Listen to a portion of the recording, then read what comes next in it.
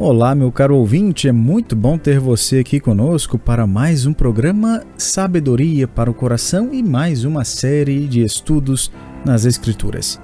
Hoje passaremos a ver o livro de Ruth. O título desta primeira mensagem é Era uma Vez.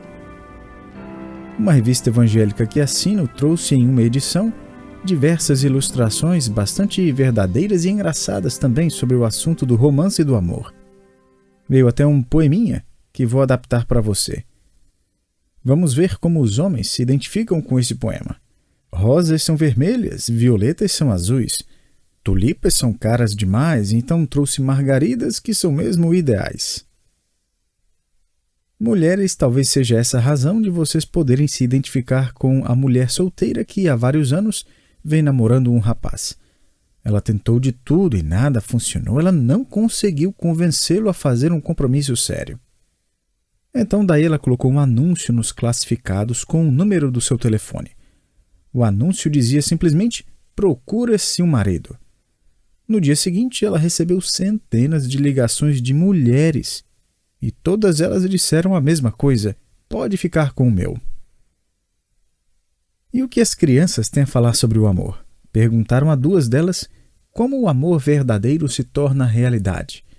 E suas respostas incluíram um garotinho de 9 anos, um pequeno filósofo, deu sua opinião dizendo: apaixonar-se é como uma avalanche e você precisa correr para salvar sua vida. E uma menina de 9 anos falou: ninguém sabe como o amor verdadeiro acontece, mas ouvi dizer que tem a ver com o seu cheiro. Jamais me esquecerei de uma conversa que tive com a minha filha mais nova, quando ela tinha entre 11 e 12 anos. Num belo dia, estávamos andando na minha caminhonete e eu perguntei se ela já tinha beijado alguma vez na vida.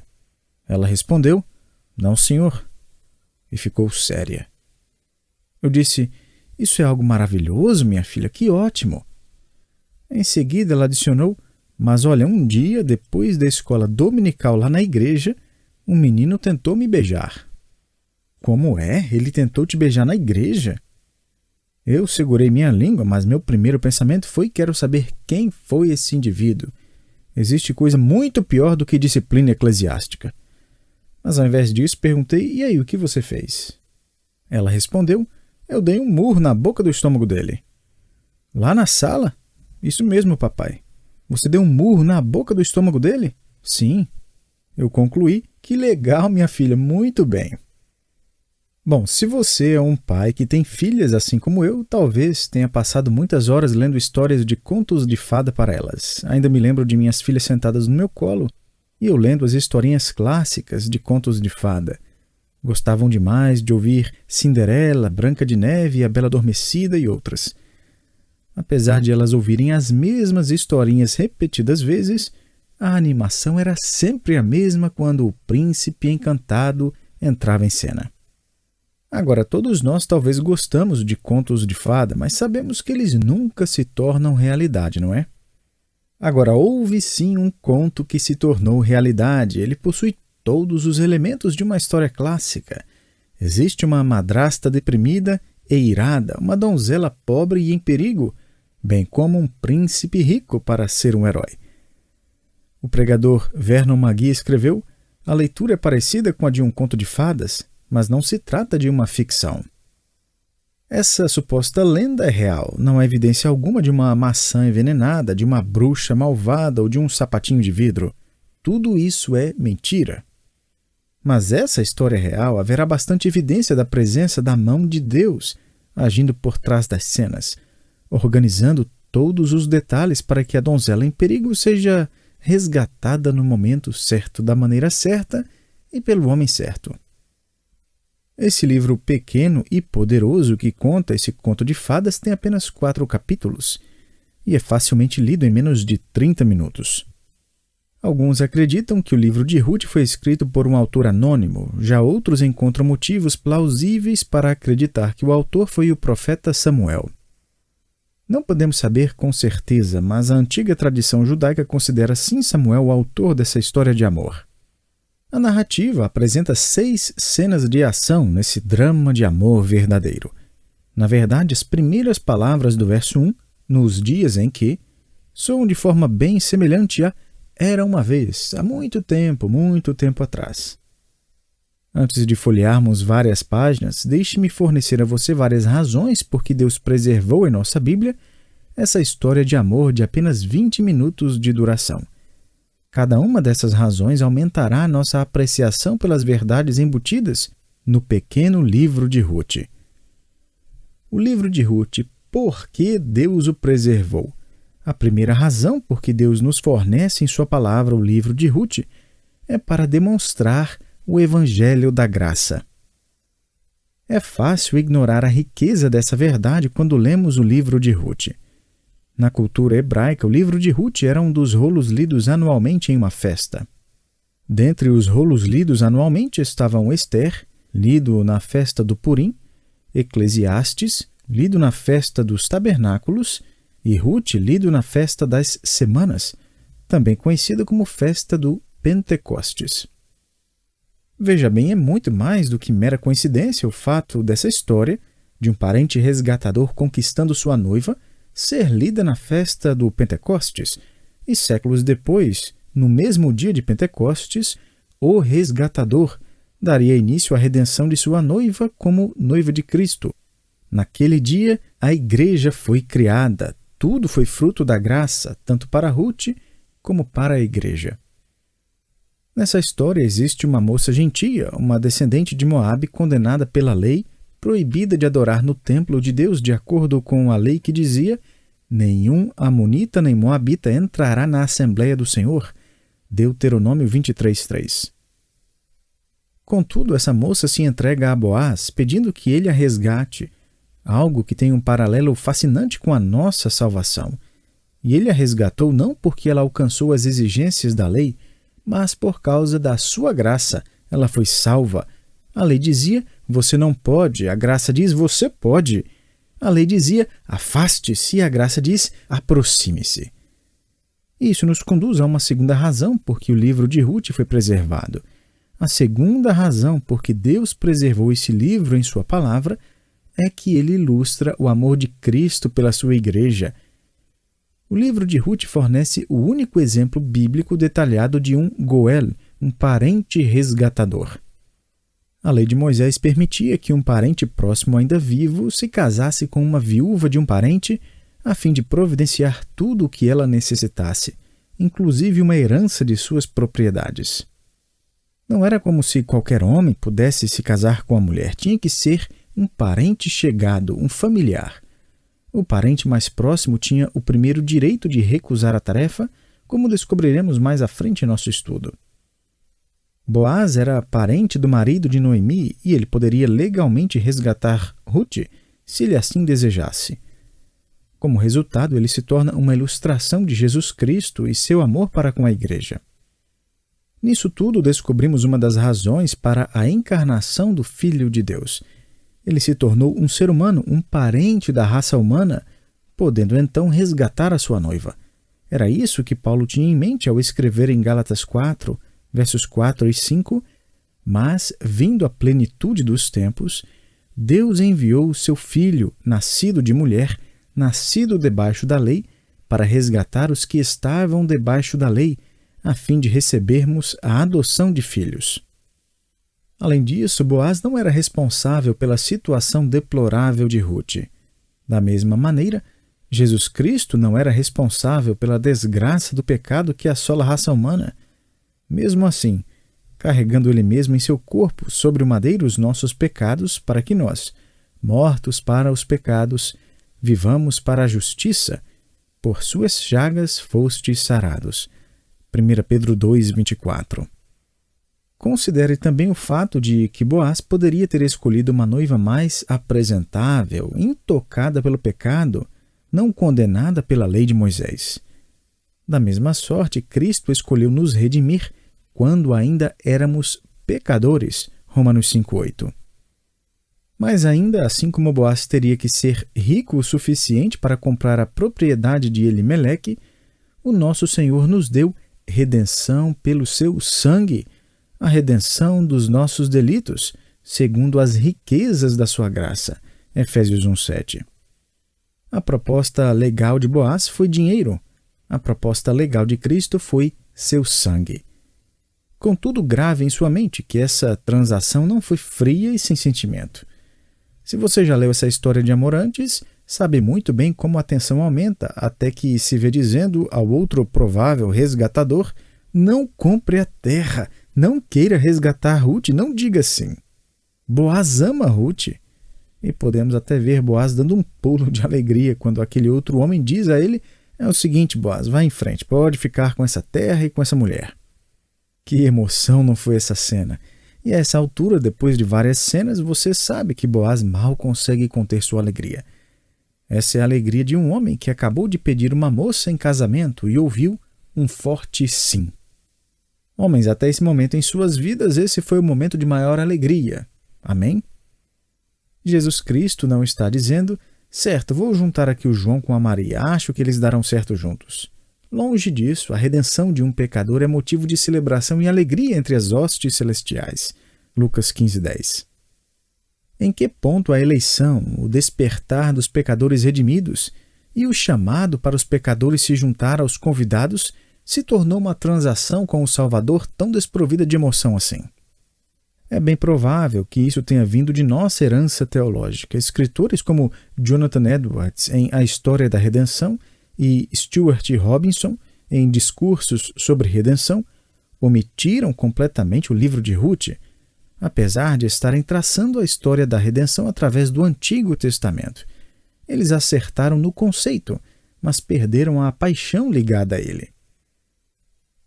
Vernon McGee escreveu dizendo que escritos desse tipo transformaram a redenção numa transação fria, desprovida de sentimento.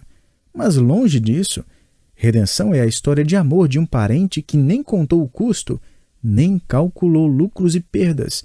Ele apenas alegremente pagou um preço exorbitante por aqueles que amou.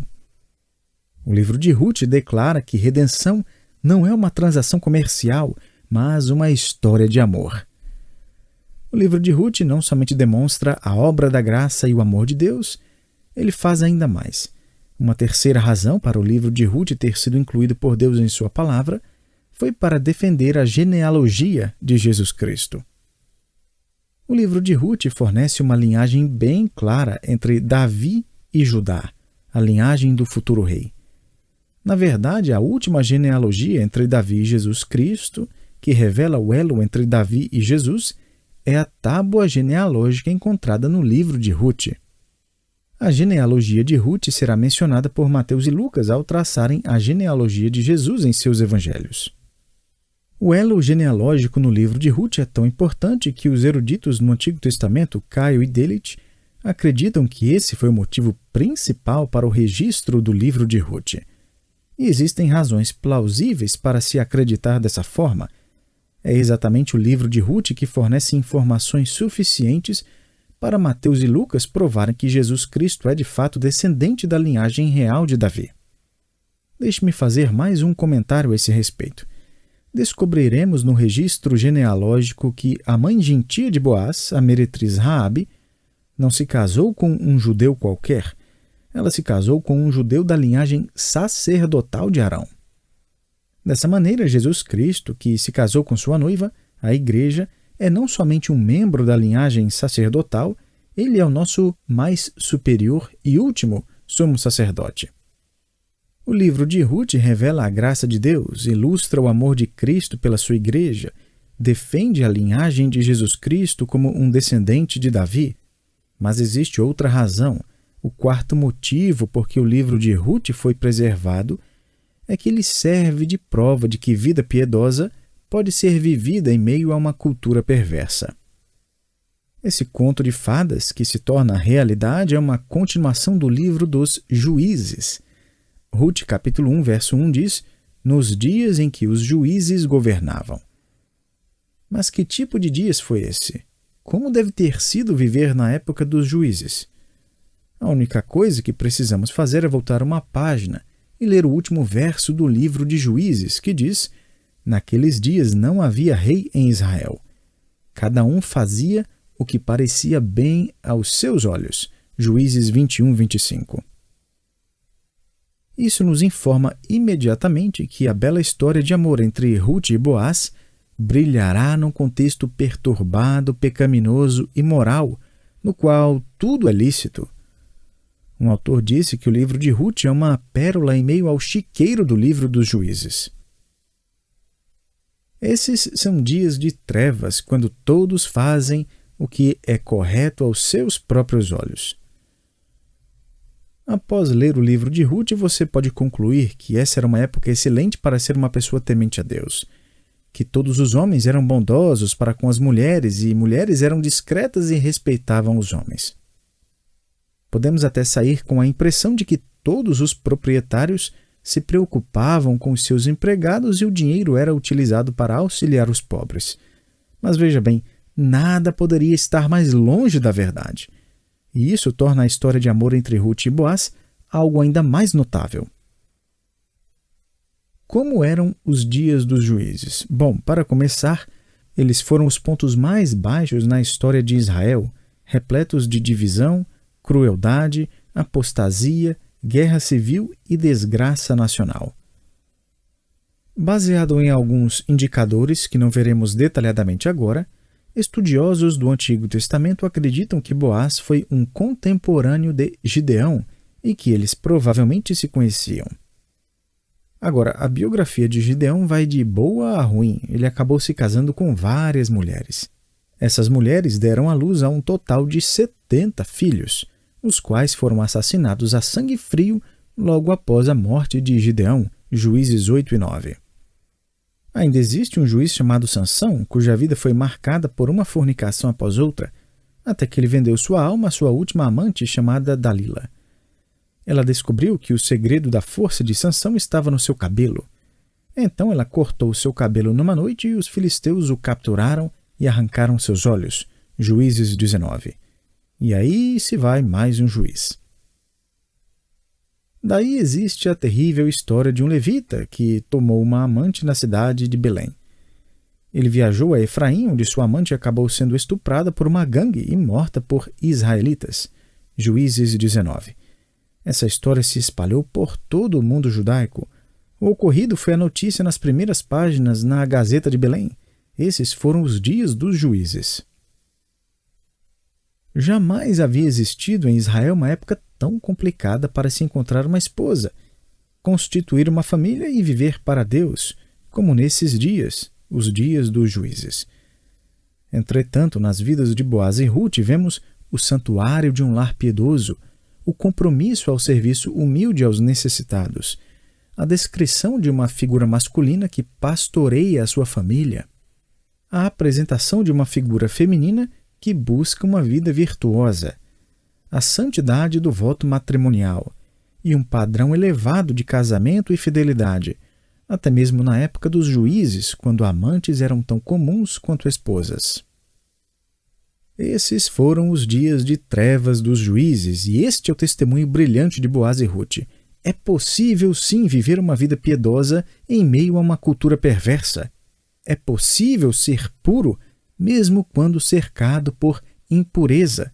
E é possível impedir que a cultura forme o nosso caráter, mas que nosso caráter, sim, influencie a sociedade. O livro de Ruth é uma demonstração da graça de Deus, uma ilustração do amor de Cristo, uma prova da linhagem real de Cristo, uma prova de que piedade é possível, mesmo em tempos de perversidade. A quinta razão para Deus nos ter fornecido o livro de Ruth foi para revelar a providência de Deus até mesmo nos menores detalhes desta vida. Deixe-me fazer um rápido panorama das muitas coincidências, entre aspas, encontradas neste livro. Elas incluem o patriarca dessa família, Elimeleque, em sua falta de fidelidade, deixou a terra de Deus e o povo de Deus e acabou indo morar em Moabe. Um dos filhos de Elimeleque, em sua rebelião, aconteceu de se casar com uma mulher moabita chamada Ruth. Aconteceu que Ruth decidiu seguir a Deus e voltar para a terra e para o povo de Deus com Noemi 10 anos depois. Ruth aconteceu de ir juntar espigas no campo que pertencia a Boaz, que era parente de Noemi. E aconteceu que Boaz decidiu ir ao seu campo montado sobre um cavalo justamente no dia em que Ruth escolheu o campo dele para catar grãos para comer. E aconteceu que Boaz era um homem solteiro piedoso, filho de uma mulher gentia chamada Raabe, que havia se convertido ao judaísmo anos antes e se casado com um judeu. Dessa forma, o filho dela acabou crescendo com uma mente aberta para a possibilidade de se casar com uma gentia convertida, assim como a sua mãe. E aconteceu que Boaz e Ruth se casaram e se tornaram parte da linhagem de Cristo, a qual carregaria não somente sangue judeu, concedendo-lhe o direito ao trono de Davi, mas também sangue gentio, como uma ilustração de que a noiva que ele veio resgatar incluiria tanto judeus como gentios convertidos. Não é maravilhosa a forma como as coisas simplesmente aconteceram? Não exatamente, não é? Esse é um livro que revela que Deus é o diretor da sinfonia da vida. Ele organiza todas as coisas para cumprir os seus propósitos. Alguns desses eventos fazem sentido para nós hoje e outros só farão sentido daqui a algumas gerações. Logo no início do conto dramático, Boaz poderia estar pensando: por que Deus não me concede uma esposa? Noemi poderia estar se perguntando: Deus, por que o Senhor levou meu marido? Ruth pode estar se perguntando: que tipo de Deus eu decidi seguir? Como será que é o povo desse Deus? Até mesmo Elimeleque deve ter pensado: minha falta de fidelidade em seguir a Deus durante a fome estragou tudo. Tudo está perdido. Mas a verdade é que eles não fazem ideia. E a verdade é que nem nós fazemos ideia de nada. Então, à medida que essa história se inicia e as cortinas se abrem, prepare-se, amigo. Acontece que Deus é o autor da sua história e da minha, para a glória dele e de acordo com os propósitos dele. A melhor coisa a fazermos é seguir a direção de Deus, submeter-nos a cada movimento de sua pena, enquanto ele escreve um conto que no final se encaixará perfeitamente em seus propósitos e para a sua glória, trazendo-nos verdadeira satisfação. Nossas vidas simplesmente se tornam o pergaminho sobre o qual o Senhor soberano escreve seus planos e propósitos, seu enredo para nós, o seu drama. Não existe fracasso no final, nenhum medo fatal, somos a sua história. Então, convido você a ser como a universitária sobre a qual li. Vários anos atrás, ela se pôs de pé após uma conferência missionária, segurando diante de seus colegas uma folha em branco. Daí ela falou: este pedaço de papel em branco representa a minha vida, que agora dedico ao Senhor. Ele simboliza que estou aberta para o que Cristo desejar escrever em minha vida. Estou disposta a qualquer coisa. E ela concluiu: a única coisa que fiz foi assinar meu nome no final da página. Todo o resto ainda é desconhecido para mim, mas já assinei. Minha vida pertence a Cristo. O desafio é para que sejamos como ela. Então nosso pai começa: era uma vez. Sabemos que o final dirá: e viveram felizes para sempre. E a propósito, nossa história jamais dirá fim, porque o nosso felizes para sempre nunca, jamais terá fim.